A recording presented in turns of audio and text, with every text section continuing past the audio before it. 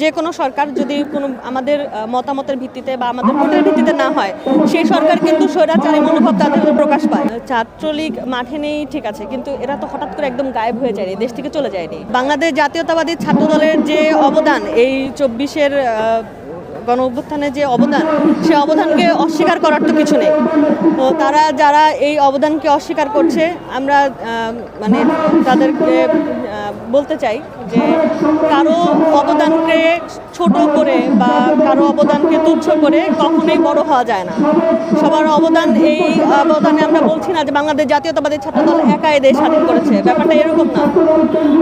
ছাত্র জনতা এবং সকল সংগঠন যারা ছিল, আমাদের কাঁধে কাঁধ মিলিয়ে আমরা একসাথে যুদ্ধ করেছি এবং এই দেশ স্বাধীন করেছি, স্বৈরাচার মুক্ত করেছি। এখন তাদের অবস্থান যদি এরকম হয় যে সেই স্বৈরাচারের ভাষায় তারা কথা বলে, আমরা সবসময় স্বৈরাচারের বিরুদ্ধে ছিলাম, এখনও স্বৈরাচারের বিরুদ্ধে থাকবো এবং যে কোনো অন্যায়ের বিরুদ্ধে আমরা কথা বলবো।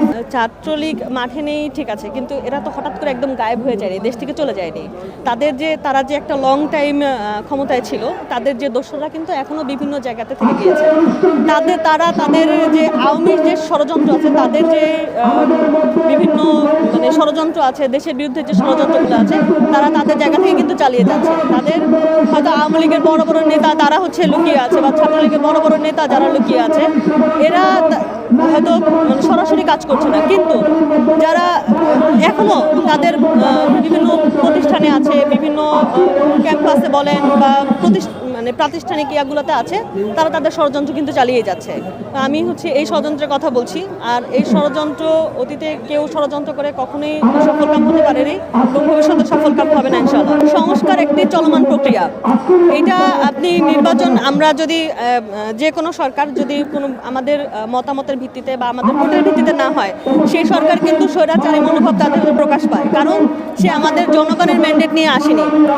এই জন্য বিএনপি তাদের সবসময় বলে আসছে যে সংস্কার একটি চলমান প্রক্রিয়া, সংস্কার শুরু হোক, কিন্তু আমাদের যে সংস্কারগুলো আগে প্রয়োজন, নির্বাচন কমিশনের যে সংস্কারগুলো প্রয়োজন, বা এই যে ভোটার তালিকা বা এই সংস্কারগুলো আগে প্রয়োজন।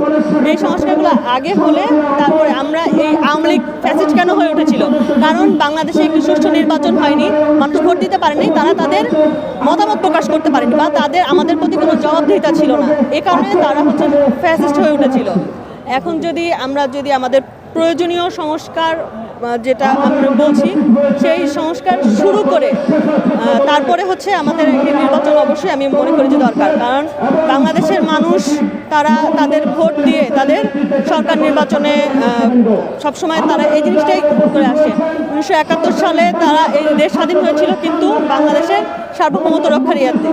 আর এই যে 24-এর যে গণ অভ্যুত্থান, আমরা যে ফ্যাসিস্ট হাসিনার এরকম ভয়াবহ পতন আমরা দেখলাম, এই পতনের কারণ কিন্তু এটাই, জনগণের যে মতামত ছিল, তারা সেই মতামতকে বা তাদের ভোটের অধিকারকে কেড়ে নেওয়ার কারণে কিন্তু এই ঘটনাটা ঘটছে। এই যে জুলাই আগস্টের যে ঘটনা, এটা শুধুমাত্র 2 মাসের ঘটনা না, এটা দীর্ঘ 17 বছরের মানুষের যে ক্ষোভ, তারপর আকাঙ্ক্ষা, সব এটার একসাথে বহিঃপ্রকাশ হয়ে 2024-এ হয়েছে।